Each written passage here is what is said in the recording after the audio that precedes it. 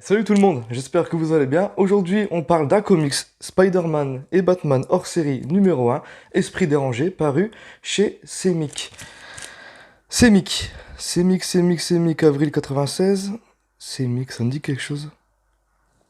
Bon, je serais pas en train de faire du rétrofil, moi, par hasard? Bon, bah, bon visionnage à tous et à toutes alors.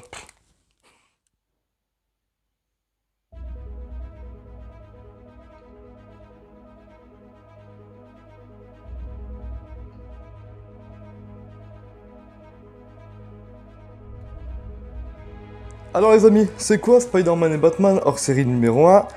Esprit dérangé, c'est très simple. Une psychiatre essaye de mettre au point un microprocesseur permettant de guérir la folie meurtrière chez certains patients. Mais dans ce récit, on s'intéresse aux folies meurtrières du Joker et de Carnage. Carnage, vous connaissez tous.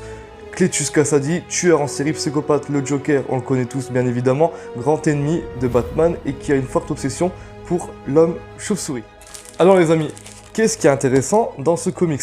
C'est très simple, déjà ça se passe dans la même timeline et on a Batman et Superman, deux personnages totalement différents qui viennent de deux univers différents.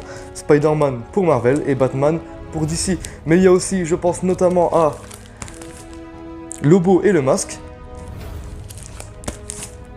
Superman et Spider-Man, et pour finir, Batman contre Hulk. Il y en a plein d'autres encore, je n'ai pas tout, malheureusement.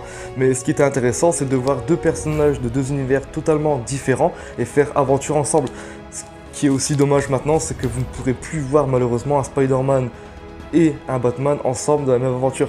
Et c'est ça qui était chouette chez Semic, c'est qu'ils savaient nous proposer des aventures vraiment incroyables, mais avec deux personnages différents. Et ça maintenant, c'est impossible parce que Urban a les droits sur DC et Panini a les droits sur Marvel. Alors, les auteurs. Au dessin, on a Mark Bagley. Mark Bagley, je pense que vous connaissez tous. C'est celui qui a travaillé sur Ultimate Spider-Man. Et au scénario, alors là, je ne connaissais pas, c'est Demates.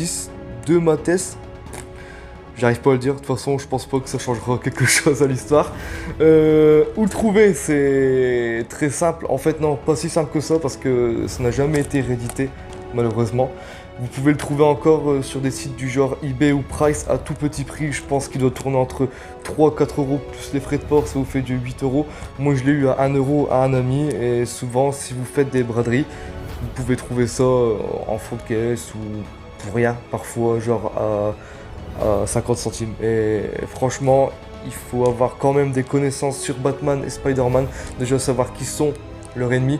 Mais je vous dis, si vous avez que ça, franchement, vous rentrez vite dans l'histoire parce que à chaque page, vous avez envie d'en savoir un petit peu plus et vous avez envie de voir Batman et Spider-Man combattre ensemble et faire équipe. Voilà les amis, on arrive au terme de cette vidéo. J'espère que celle-ci vous aura plu. Si c'est le cas, n'hésitez pas à me laisser un petit pouce bleu, un petit commentaire et à vous abonner à ma chaîne. Merci à toutes les personnes de vous être abonnés à ma chaîne. Ça me fait grandement plaisir et ça m'encourage encore plus à continuer avec vous. Je vous dis prenez soin de vous. Bon confinement. À très bientôt. Bye bye. Ah, mon petit Batou. Ah, je me rappelle très bien de ce moment-là. N'empêche, tu vois, malgré toutes nos oppositions, on a réussi à faire équipe. On les a quand même bien eu, ces deux petits... Pardon les gars. J'avais dit pas de spoil. Il faut vraiment que j'arrête avec ce masque. C'est d'un ridicule, franchement. Ouais. Oui? Ouais, non, mais j'arrive. J'étais là. J'arrive. 2 secondes. J'arrive. C'est bon.